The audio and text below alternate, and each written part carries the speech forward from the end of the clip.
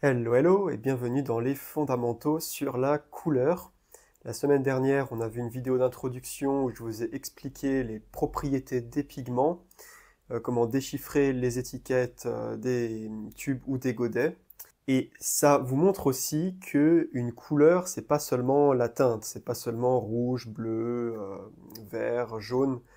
Une couleur à l'aquarelle, c'est quelque chose de concret. C'est des pigments, c'est une texture, éventuellement, comme on l'a vu, qui granule, c'est un comportement quand on la met dans de l'eau. Donc c'est important de garder en tête que quand on fait de la peinture, on ne fait pas de la théorie, on fait vraiment de la pratique. On peint en pratique avec des pigments réels.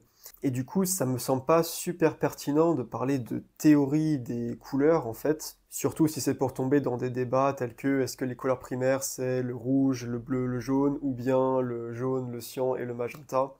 C'est pas très utile en pratique, en fait, tout ça. En tout cas, j'ai beaucoup réfléchi avant de faire ce module, et l'approche que je vais faire au final, c'est une approche qui est guidée par la pratique, par l'expérience, en fait.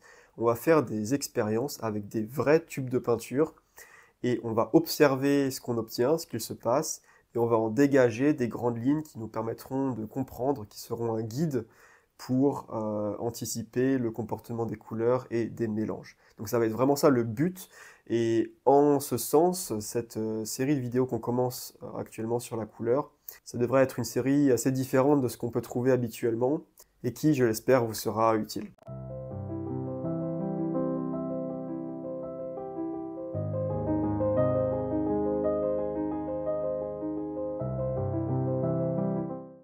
Aujourd'hui, on va commencer par la base, on va nommer les couleurs fondamentales et on va faire un cercle des couleurs. Pour le nom des couleurs, en fait, ça peut porter à confusion parce que vous avez en fait quatre possibilités de noms en général. Par exemple, si je prends ce bleu ici, sur mon tube, j'ai marqué bleu Windsor. Ok, alors ça me dit pas grand-chose à part que c'est un bleu, mais après les bleus, il y en a plein, plein, plein. Il y a des bleus violets, il y a des bleus ciel, il y a des bleus profonds, des bleus outre-mer, des bleus céruléens, des bleus turquoise. Donc bleu, ça me dit pas grand-chose. Bleu Windsor, c'est en fait le nom marketing, le nom commercial de la couleur. C'est des noms qui peuvent avoir des raisons historiques, par exemple la terre de Sienne. Pareil, ça vous dit rien sur la couleur, mais ça vous dit d'où ça vient. Vous avez par exemple le bleu de Prusse, vous avez certaines couleurs associées au nom de leurs découvreurs, et puis vous avez des fabricants qui donnent des noms fantaisistes, poétiques, disons marketing à leurs couleurs. Par exemple, Daniel Smith, c'est vraiment expert là-dedans. Donc vous avez, je ne sais pas, des bleus royales, des terres de feu, orange volcan, voilà, j'en sais rien, j'invente un petit peu. Voilà, donc nom marketing, c'est joli, mais c'est pas très utile. Quelque chose d'un peu plus utile, et j'en ai un peu parlé la semaine dernière, c'est le code du pigment. Donc par exemple, là, si je regarde mon tube de Bleu Windsor, ce qui a marqué derrière, c'est pigment PB15. Donc comme je vous le disais la semaine dernière, PB, ça veut dire pigment bleu, et ensuite vous avez un code, 15. Et donc, différents PB15 entre différentes marques auront une teinte assez proche, en fait. Ce ne sera pas forcément exactement la même, pour différentes raisons, mais voilà, ça devrait être un bleu assez proche. Et au fur et à mesure que vous allez pratiquer l'aquarelle, si vous vous intéressez un petit peu aux codes que vous avez à chaque fois, vous allez finir par les retenir et mieux vous repérer dans cette jungle des couleurs. Donc nom marketing, nom du pigment, et vous avez aussi le nom scientifique. Alors parfois qui est utilisé classiquement. Par exemple, pour ce bleu Windsor, en fait, c'est un bleu de phthalo, et le nom scientifique, c'est bleu phthalocyanine, nuance rouge. Voilà. Pourquoi scientifique? Parce que c'est le composé, en fait, hein. Phthalocyanine, c'est le composé chimique du pigment. Vous avez des couleurs où c'est toujours le cas, par exemple bleu de cobalt, c'est à la fois le nom scientifique et le nom que la plupart des fabricants utilisent aussi. Dans ce cours sur la couleur, j'utiliserai les noms du langage courant. Donc, par exemple, je parlerai de bleu ciel le plus souvent pour un bleu phthalo. Et parfois, je vous donnerai aussi le code du pigment, qui est l'information la plus précise. Pour vous donner un autre exemple, par exemple, ici, j'ai une gomme gut de Blox. Alors pareil, gomme gut, vraiment, il n'y a même pas de couleur dans le nom, donc a priori, ça vous donne aucune information sur ce que c'est. À savoir aussi qu'en fonction des langues, ça peut avoir un autre nom. Par exemple, en anglais, c'est Gambodge, ou parfois jaune indien, Indian Yellow. Donc tout ça, c'est les noms marketing. Dans le langage courant, on dirait jaune chaud, jaune orangé. Alors le pigment, c'est PY65, et en termes scientifiques, c'est un composé monoazoïque. Voilà. Donc aujourd'hui, on ne va considérer que les couleurs de base, les couleurs fondamentales, et c'est des couleurs saturées. Alors du coup, il faut que je vous explique ce que ça veut dire couleur saturée par rapport à couleur désaturée. En fait, on peut classer les couleurs dans ces deux catégories, soit saturées, soit désaturées. Une couleur saturée, c'est une couleur vive, éclatante, alors qu'une couleur désaturée, c'est une couleur un peu terne, un peu grisée. J'ai par exemple ici un reste de orange qui est une couleur saturée. C'est une couleur vraiment vive, éclatante, très colorée. Une version moyennement désaturée de cette couleur, c'est de la terre de sienne brûlée. Vous voyez qu'on obtient une couleur évidemment bien plus terne, beaucoup moins éclatante. Un autre exemple assez proche, si je prends du rouge, voilà, un rouge bien pétant, ça va être un rouge saturé. Et une version désaturée du rouge, c'est du marron en fait. C'est la même famille de couleurs. La catégorie rouge, si vous voulez, mais il y en a une qui est beaucoup plus proche du gris, qui est beaucoup moins colorée. Alors d'autres exemples, allez, si je prends un jaune chaud, comme celui que j'ai ici, c'est une couleur assez éclatante. Une version désaturée, c'est de l'ocre jaune par exemple. Vous voyez que c'est plus terne. Si je prends ce vert là, vert sennelier, c'est une couleur vraiment un vert très très pétant, une couleur saturée. Par contre, si je prends ce vert sapin sennelier, c'est ce vert mais en version désaturée. Voilà, et puis un autre exemple, si je reprends mon bleu Winsor, bleu ciel, ce bleu ciel est une couleur saturée. Et une version désaturée, c'est par exemple le gris de Pen, qui est un gris qui tire vers le bleu.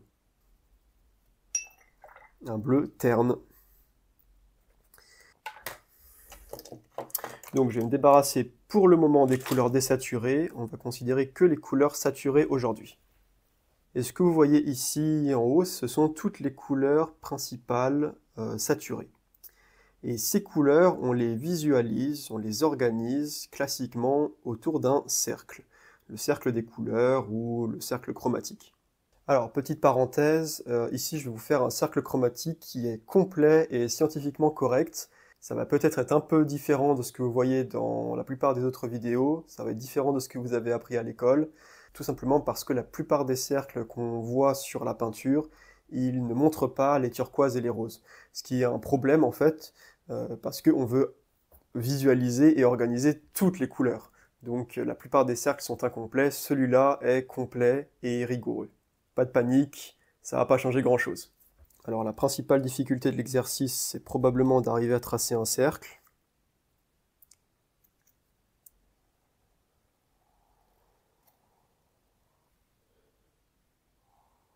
Si vous avez des enfants, piquez-leur leur compas. Ok, alors sur ce cercle, je vais commencer par placer le jaune par exemple. Donc un jaune citron, ici PY3. Je vais le placer ici. Ensuite, en face du jaune, je vais placer le bleu, mon bleu ciel, donc ici PB15, bleu de phthalo.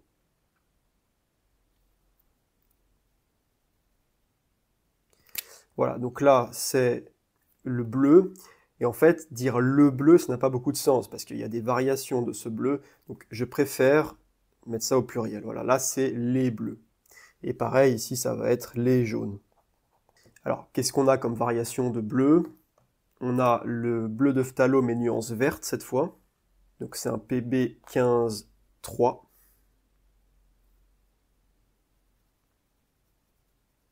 Donc là, ce sont en fait les bleus ciel, disons. Et puis les bleus qui tirent un peu vers le rouge, bah, ça va être les violets. Voilà, par exemple, j'ai un violet d'outre-mer PV15.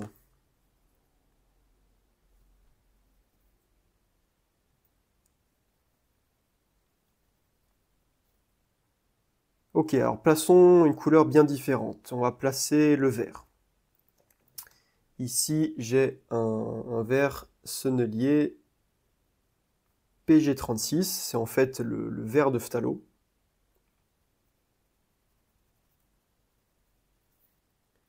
Et je vais le placer précisément ici.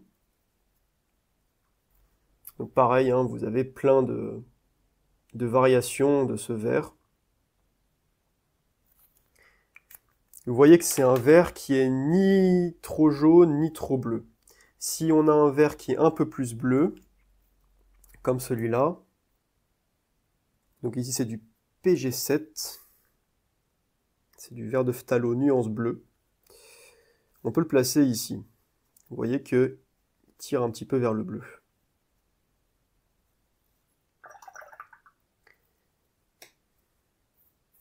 Alors ici on manque cruellement d'inventivité dans notre vocabulaire et du coup ça s'appelle classiquement vert bleu.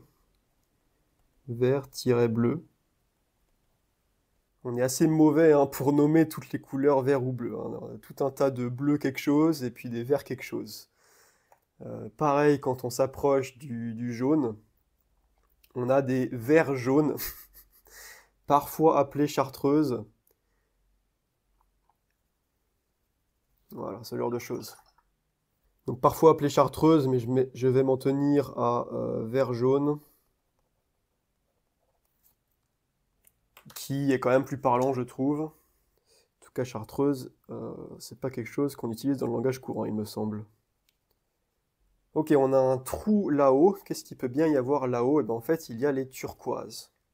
Donc, notamment hein, dans la plupart des cercles que vous trouvez dans les cours sur la couleur, les turquoises manquent. Hein. On en reparlera de tout ça dans les prochaines vidéos sur la couleur. L'importance du turquoise. Là, le but aujourd'hui, c'est vraiment d'organiser toutes les couleurs saturées. Hein. Normalement, il n'y a rien qui manque. Si vous voyez quelque chose qui manque, vous me le dites en commentaire. Ok, il nous manque tout ce secteur-là, et bah, vous voyez bien que ça va être les rouges et les roses. Hein. Donc plaçons le rouge. Le rouge, on va le placer tout en bas.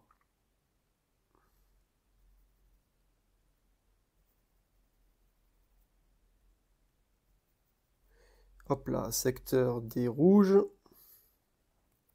Entre le rouge et le jaune, on va placer le orange. Et enfin, bah, il nous reste quand même tout un petit pan ici qu'on n'a pas complété, et bien c'est le rose. Donc j'ai ici bon, ce qu'ils appellent violet versino chez Memory Blue, mais en fait c'est un PR122. C'est un rose. Hein. Donc on va le mettre ici. Ah, c'est quelque chose à cheval entre rose et violet. Hop, je vais un petit peu prolonger le violet là pour que ce soit plus joli.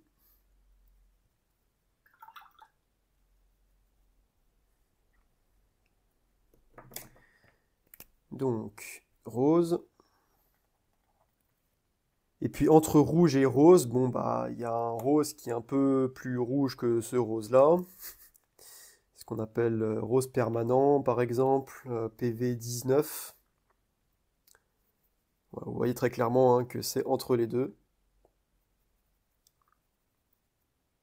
Mais pareil, on manque un peu de vocabulaire.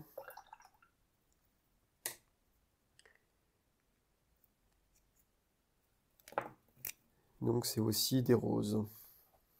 Et voilà, ça c'est le cercle des couleurs le plus complet qui existe en pratique, avec les couleurs organisées de la manière la plus rigoureuse possible. Remarquez que le jaune, le turquoise et le rose forment un triangle et que le vert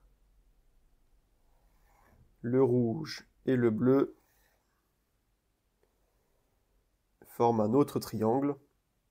Donc on reparlera de ces triangles dans les prochaines semaines et je fais exprès pour l'instant de ne pas parler de couleurs primaires. Pour l'instant on a juste un cercle sur lequel on a organisé les couleurs de sorte à pouvoir toutes les visualiser d'un coup. Et ce qu'on peut faire maintenant, c'est prendre d'autres couleurs saturées, d'autres couleurs très vives, et essayer de les placer. Alors c'est pas très compliqué, hein. Par exemple je peux reprendre ma gomme Gut. C'est un jaune orangé, donc il va être entre le jaune et le orange. Ici. Vous voyez que ça complète pas mal la roue. L'outremer aussi par exemple. C'est une couleur assez proche de mon bleu de phthalo, un peu plus violette. Donc elle serait ici, entre les deux.